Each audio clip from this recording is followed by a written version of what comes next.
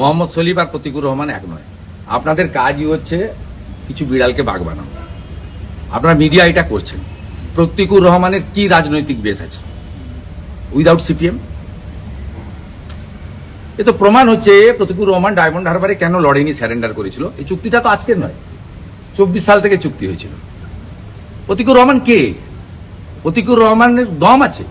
আমাকে যখন বলা হয়েছিল যে পিছন থেকে ফিরাদ হাকিম বলেছিল, কল্যাণ ব্যানার্জি বলেছিল যে পিছন থেকে মমতা ব্যানার্জির ছবিটা সরিয়ে দিলে শুভেন্দুর চেয়ারগুলোর সামনে ফাঁকা হয়ে যাবে, আমি তো সেই চ্যালেঞ্জ অ্যাকসেপ্ট করে মমতা ব্যানার্জিকে নিজেকে হারিয়ে দিয়েছি। মমতা ব্যানার্জি বিডিওকে দিয়ে, ওসিকে দিয়ে, আইসিকে দিয়ে লোক আনেন, বিরিয়ানির পচা বিরিয়ানির প্যাকেট খাইয়ে স্কুলের বাচ্চা নিয়ে আসেন, সাইকেল দেওয়ার নামে লোক আনেন। আমার সমাবেশে ওগুলো করতে হয় না। মমতা ব্যানার্জির থেকেও বেশি লোক আমার সমাবেশে আসে স্বতঃস্ফূর্ত ভাবে, এক গ্লাস জল না দিলেও আসে। তা আমি করে দেখিয়েছি, চ্যালেঞ্জ নিয়েছি, ভবিষ্যতেও চ্যালেঞ্জ নেব। ভবানীপুরে ওনাকে হারানোর দায়িত্ব আমি নিয়েছি। প্রতিকুর রহমানের দম থাকলে লড়ে দেখাক না। তিনি তৃণমূলে যাবেন বলে এইসব কথাবার্তা বলছেন। আগামীকাল তৃণমূল কংগ্রেসের পতাকা ধরবেন, এটা অনেক আগে থেকে আমি জানি। তো ওকে নিয়ে এত হইচইটা আপনি কি বলছেন? মানে আপনারা করছেন। আচ্ছা, একটা বিষয় বলুন। আপনারা করছেন, আপনারা এরকম অনেককে করেন, তারপরে অনেকে হারিয়ে যায়।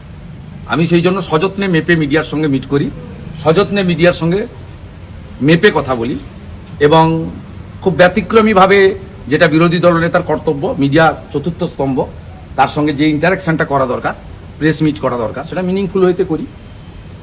আমি বেশি ঢলাঢলি করি না, কারণ এটা আপনার তৈলাক্ত মাছ, কাকে তুলবেন কাকে ফেলবেন এই ফাঁদে যে পড়বে সে বুঝতে পারবে। এ বেটা ফাঁদে পড়েছে, এপ্রিল মাসের পরে এর কোনো নাম গন্ধ থাকবে না। সেলিম সাহেবের সঙ্গে প্রতিকুর রহমানকে ম্যাচ করবেন না, একদম ম্যাচ করবেন না।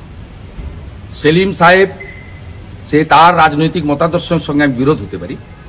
সেলিম সাহেব বামপন্থী আন্দোলনের টলেস্ট লিডার, ন্যাশনাল ফিগার, বহুবার ভোটে জিতেছেন, লড়েছেন, দলের নির্দেশ মেনে দাঁড়িয়েছেন, হেরেছেন, আবার দাঁড়ালে আবার আমরা তাকে হারাবো।